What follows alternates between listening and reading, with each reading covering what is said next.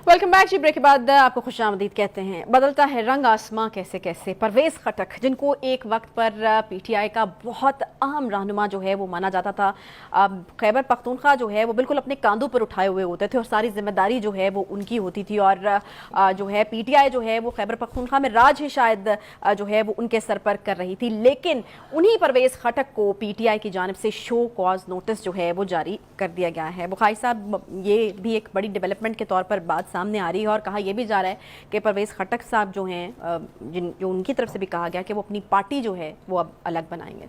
देखिए, इसका इजहार तो उन्होंने 8 जून को कर दिया था। 8 जून को बाकायदा उन्होंने कहा था कि मैं अपनी पार्टी बनाऊंगा, और ये भी दावा किया जा रहा है उनके हलकों की तरफ से कि 50 के करीब एमएनए और एमपीएस उनके साथ हैं। अच्छा, बड़ी तो ये बहुत बड़ा सेगमेंट है एक वहाँ का।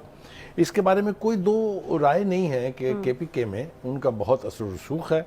पहली हुकूमत भी उन्हीं की वजह से बनी थी, हालांकि बहुत बड़े चैलेंजेस थे। जेयूआई और पाकिस्तान मुस्लिम लीग नून अगर इकट्ठे हो जाते तो शायद पीटीआई को वो स्पेस नहीं मिलती, स्पेस ही ना मिलती। उस वक्त भी इन्होंने साथ दिया था। दूसरी दफा भी बहुत कम रवायत है, तारीख में ऐसी रवायत नहीं है कि एक ही पार्टी को कंसिस्टेंटली दूसरी दफा लोगों ने वोट दिया हो केपीके में। लेकिन वो उसका भी क्रेडिट आपको खान साहब, अपने परवेज खटक साहब को देना पड़ेगा। मगर खान साहब को कभी भी एक स्ट्रॉन्ग चीफ मिनिस्टर नहीं चाहिए था, ना केपीके में ना पंजाब में। लिहाजा कुराए फाल किसके नाम निकला? एक बुजदार साहब और दूसरे महमूद खान साहब। दोनों आपको पता है यसमैन भी बहुत, मेरा ख्याल है उसकी भी थोड़ी बहुत ही गैरत और इज्जत होती है या उसका कोई स्टांस होता है। इनका तो बिल्कुल नहीं था। जो फरमा दिया जाता था पार्टी के चीफ की तरफ से वो करने दौड़ जाते थे। एक चीज़ और मेरे ख्याल से परवेज खटक साहब की तरफ से मैं कहना चाहूँगा कि पीटीआई के अब दो बड़े हिस्से हो गए हैं। एक हिस्सा तो पंजाब में है जो इस्तेहकाम पाकिस्तान पार्टी की सूरत में है, क्योंकि majority of PTI people are now in that party. दूसरा हिस्सा अब बनेगा परवेज खटक साहब वाला। नहीं तो क्या समझा जाए कि खैबर पख्तूनख्वा से पीटीआई का सवाया हो गया? मैं आगे अर्ज करने वाला हूँ, जरा मौका दीजिए। जो पीटीआई के सरबराह हैं उनको एक बीमारी है। अच्छा। और वो बीमारी ये है कि वो हर वो शाख आरी लेके काट देते हैं जिस पर खुद बैठे होते हैं। अच्छा। आप मुझे बताइए, पंजाब की हुकूमत तोड़ने की क्या जल्दी थी? और क्या मिला तोड़ के? जिल्लत, रुसवाई, खारी। यही केपीके में हुआ। किसने मशवरा दिया था ये करें? तो अब भी वो यही कर रहे हैं कि वो लोग जिन पर उनको तकिया था, यानी परवेज खटक को शो कॉज नोटिस इशू करना, इससे ज्यादा उनकी तजलील की ही नहीं जा सकती। नहीं बुखारी साहब, लेकिन एलिगेशंस तो ये थे ना कि वो लोगों को तरगीब दे रहे थे कि आप पीटीआई को छोड़ दें। वो इसलिए दे रहे थे कि इस तरफ से नो लिफ्ट का इश्तिहार लग चुका था। उनके खिलाफ जो अनासर हैं वो पार्टी के चीफ को बदगुमान करने में कामयाब हो चुके थे। किस किस्म की लिफ्ट की बात आप कर रहे हैं?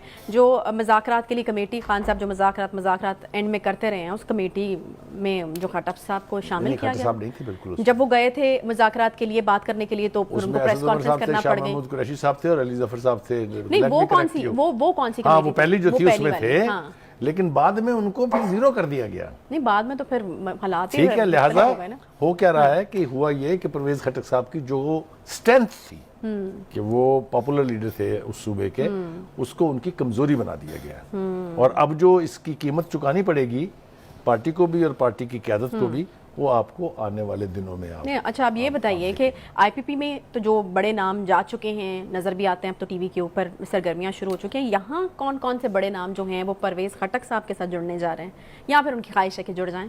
नहीं, बहुत सारे जुड़ेंगे। असद उमर साहब को भी उन्होंने कहा कि आप आ जाए मेरी पार्टी में, इससे बड़ा क्या हो सकता है। ये भी पीटीआई के एरिस्टोटल्स जो हैं, ये तो इकोनॉमिक एरिस्टोटल अपने आप को कहते थे, जिनको कुछ पता भी था कि नहीं कि इकॉनमी क्या होती है, क्योंकि उनकी अपनी ही पार्टी ने उन्हें 1 साल के बाद फारग कर दिया था कि ये आपके बस की बात नहीं है।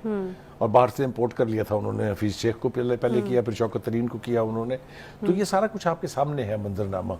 तो ये बात ठीक है कि मैंने जैसा कहा उसको आप ज़हन में रखिए आइंदा के लिए, और देखिएगा आगे आगे वो क्या करेंगे। क्या करेंगे? हर उस टहनी को काटेंगे जिसके ऊपर बैठे।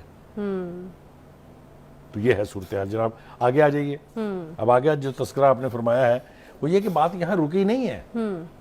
देखिए, ये जो गुलाम सरवर खान साहब हैं, ये उस रीजन में जहां बहुत बड़ा इन्फ्लुएंस था चौधरी निसार अली का, याद है ना आपको? सही है।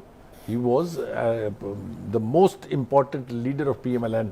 उनको कहते थे कि ये आंख का बाल है नवाज शरीफ साहब के, और जब वो प्राइम मिनिस्टर थे तो लोग कहते थे कि असल prime minister actually deputy prime minister ये हैं, लेकिन प्राइम मिनिस्टर भी ये हैं क्योंकि फैसले सारे वो करते हैं। इतने इंपॉर्टेंट आदमी थे वो। तो उनका उस इलाके में तोड़ करने के लिए PTI के हवाले से गुलाम सरवर खान साहब का बड़ा नाम है। पुराने वेटरन पॉलिटिशियन है, बेटा भी उनका MP है, वो भी हाथ बांध गए हैं। लेकिन हालांकि एक ही रात में बांध गए हैं। हाँ, बड़े मैं अर्ज करूं कि वो हाथ तो बांध गए हैं, लेकिन उन्होंने पाकिस्तान की जो तबाही फिरवाई है, कल भी हमने उसका तज़किरा किया था, आज फिर करते हैं, कि उन्होंने PIA के हवाले से वो बयान दे के कि पाकिस्तान के इस एयरलाइन के जो पायलट्स हैं उनके लाइसेंस 2 नंबर है, अरबों ने खरबों रुपए का नुकसान तो फिर यही कहा जा सकता है कि फितरतन थोड़ा जल्दबाज किस्म के आदमी है, वो भी फैसला जल्दबाजी में स्टेटमेट दिया, और ये भी हम देख रहे हैं कि दूसरा पार्ट है जनाब हुमायूं अख्तर खान, हमारे दोस्त हैं, बहुत हमारी अच्छी याद अल्लाह है उनसे, खानदानी लोग हैं। उनके वालिद जो है आपको पता है वो जो सानहा हुआ था जिसमें ज़ियाउल हक की शायद यानी ज़िंदगी से हार गए थे, वो बाजी ज़िंदगी की, उसी में इनके वालिद भी थे।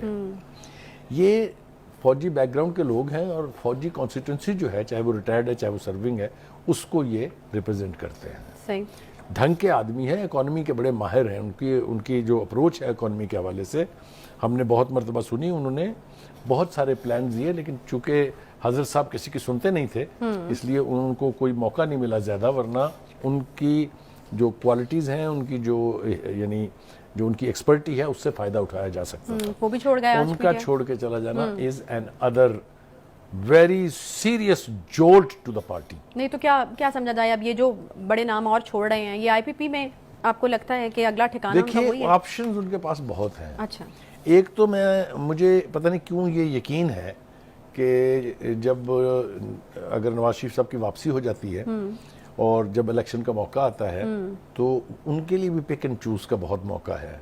अच्छा, जैसा मैंने कहा, Ghulam Sarwar Khan is one important person in Taxila and वाह का जो इलाका है वहाँ पर। इसी तरह जो फौजी कॉन्स्टिट्यूंसी उसमें जो अपने हुमायूं अख्तर खान है, इनका बड़ा इन्फ्लुएंस है। मैं ये नहीं कह रहा कि यकीनी तौर पे वो इन्हें ले लेंगे, लेकिन मैं कह रहा हूँ कि उनके पास ये चॉइस है, क्योंकि वो जिसको भी ऑफर करेंगे वो बाकी पार्टियों से ज़्यादा फोकियत देगा अब पाकिस्तान मुस्लिम लीग ने उनको बदलते हुए हालात में। यानी और आप ये कह रहे हैं कि PTI छोड़ने से इनके वोट बैंक पे भी फर्क नहीं पड़ेगा क्या?